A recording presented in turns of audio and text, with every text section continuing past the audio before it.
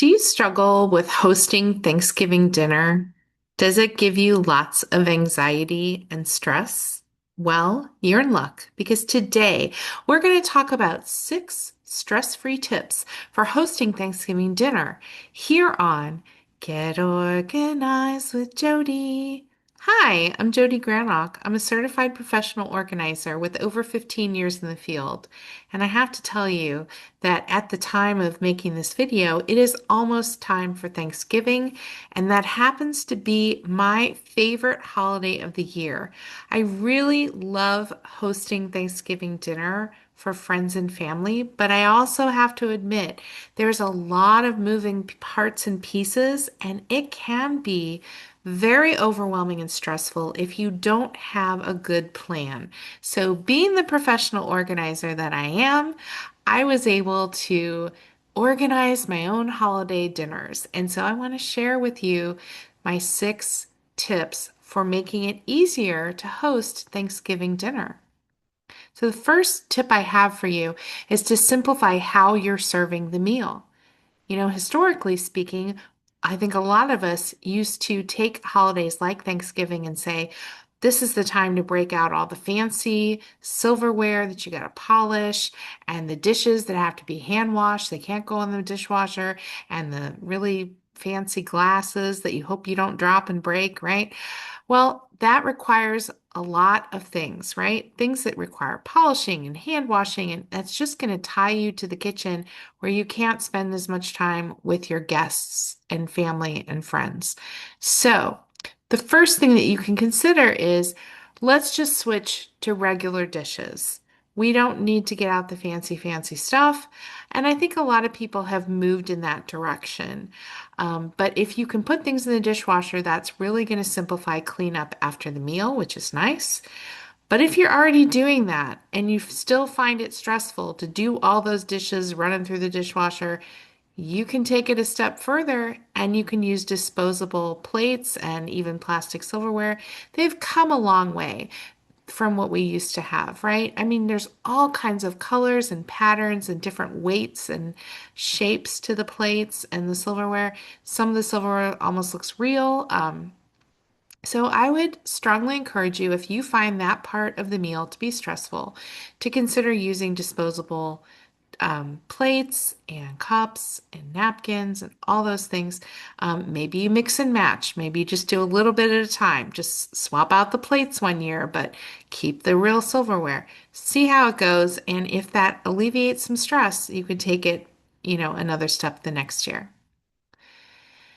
My second tip is that you don't have to cook the entire meal. So you can delegate the parts of the meal that either you don't enjoy making yourself, or maybe you just don't have the time or the space to prepare everything. So you can check with your local grocery stores. This is a sample from one of my grocery stores in my area. But you can also go to a specialty food company like the Honey Baked Ham store. And yes, I know this is a Thanksgiving video, but I can tell you for my own records, we've ordered a turkey from the Honey Baked Ham store for years now. So it's not just about ham. And it doesn't have to be the main protein. It could be that you like making the main protein, but you don't like making some of the sides. Same thing, the grocery stores and some of these specialty stores, they can provide whatever it is that you don't feel like cooking. You could also ask your guests to bring something to share. That's another way to share the load, but just make sure that if you're asking people to bring something, tell them very specifically what you want so that you make sure that you don't have things in duplicate or that you're missing a key item that you like to have for Thanksgiving. My third tip is to organize your recipes into a binder. So gather up all your holiday recipes and put them in a binder.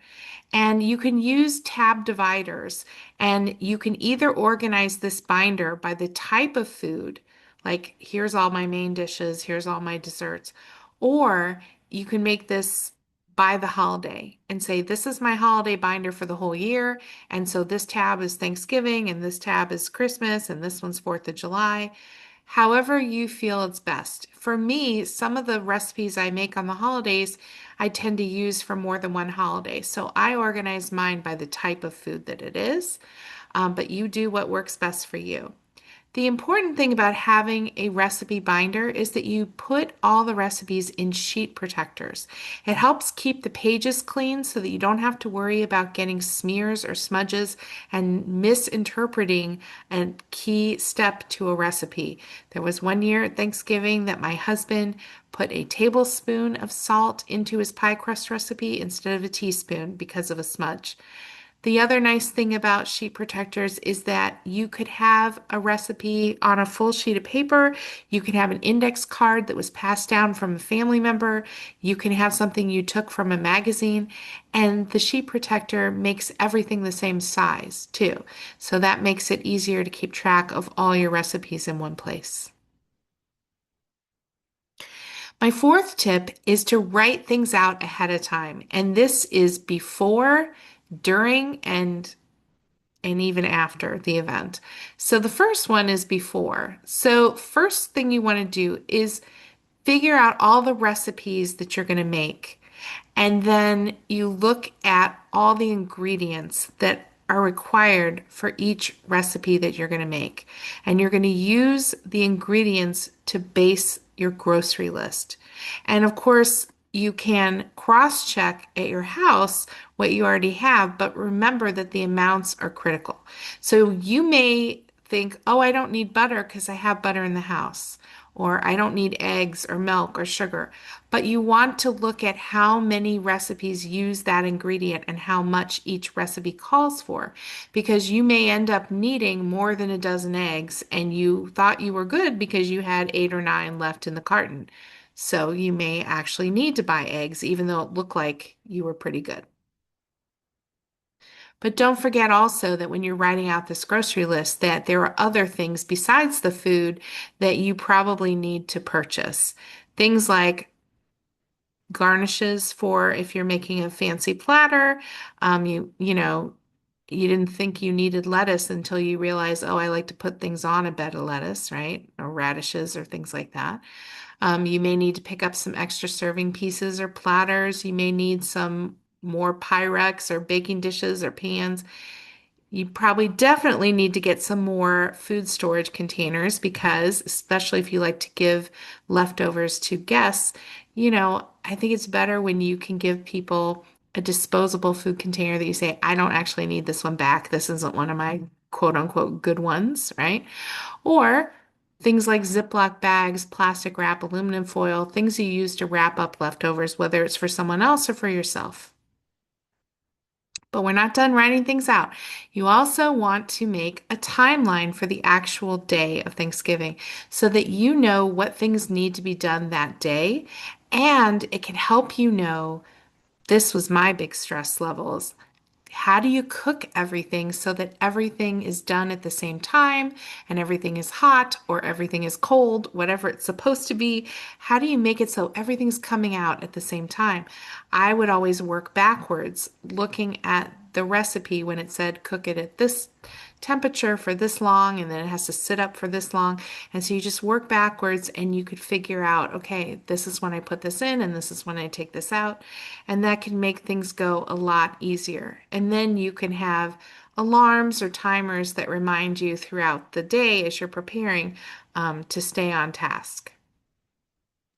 One more thing that I strongly encourage you to write out is the actual menu itself. I can't tell you how many times growing up we would have people over for a holiday and forget to bring something to the table, even if we had fixed it, right? We may have forgotten to take the cranberry sauce out of the refrigerator.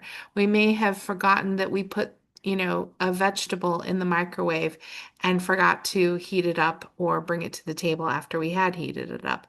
So having the menu written out can help you remember to take everything out. It can also be a good reference for other people that are trying to help you in the kitchen, and then you could say, oh yeah, grab this, grab that.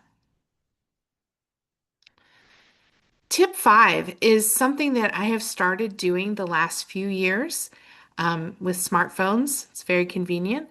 Take pictures before you sit down for a big holiday gathering like Thanksgiving.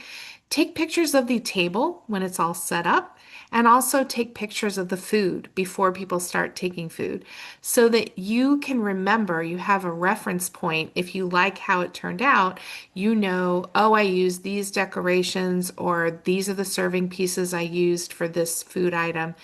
And this is the way that we arranged it. We had this over here and this over there. So it can be very helpful because I don't know about you, but I wouldn't remember from one year to another if I didn't have the pictures. And of course, take pictures afterwards of the actual, gathering, which leads me to my last tip. So give yourself permission to let perfection go. Don't worry if things don't turn out perfectly or look like Pinterest or a magazine spread from Martha Stewart or Oprah, because things are never going to be perfect. There's always going to be something that happens that goes slightly off of what you had planned.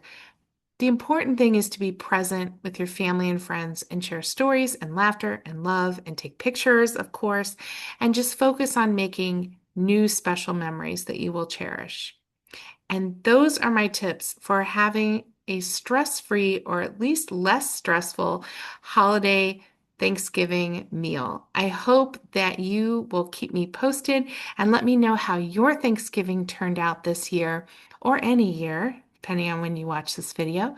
I encourage you to visit organizingmagic.com for more organizing resources, including our free e-newsletter and information about our monthly Zoom webinars, which are also free.